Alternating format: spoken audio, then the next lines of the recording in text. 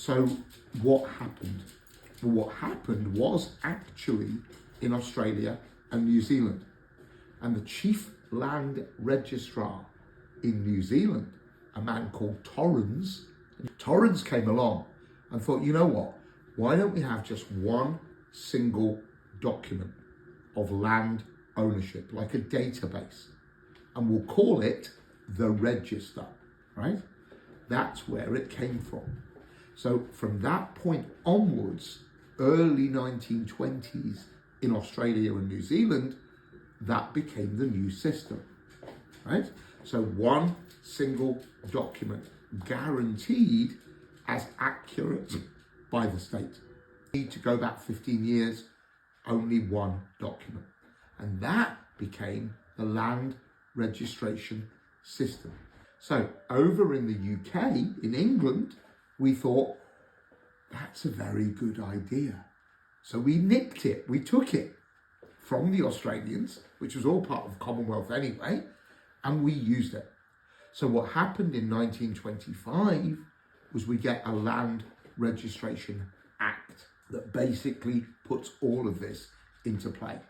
So that is where the whole thing came from. Now, the older system still survives, and that's the system of unregistered land, which I think we looked at last week, didn't we? Do you remember the puny mortgage? Yes, I do. Weird word. Unregistered land. So that still exists. But as I said to you last week, unregistered land is only about 6 or 7% of all the land in England. Okay. Weirdly, I was talking to my stepdaughter and her husband last night when they arrived, and they told me about someone who has a property with a cottage on their land, and the cottage is unregistered. It's never been sold in 100 years, which is why it's still unregistered. There's not been that trigger for the registration. Interesting. So it still does exist, but the majority is registered. And in 1972, there was another Land Act of Parliament that basically said every time now that a property is sold or leased or mortgaged, it triggers registration. And that's why there's hardly anything left that is unregistered. So again, what are the advantages of registered land?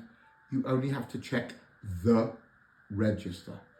With unregistered land, you have to track back through all these documents.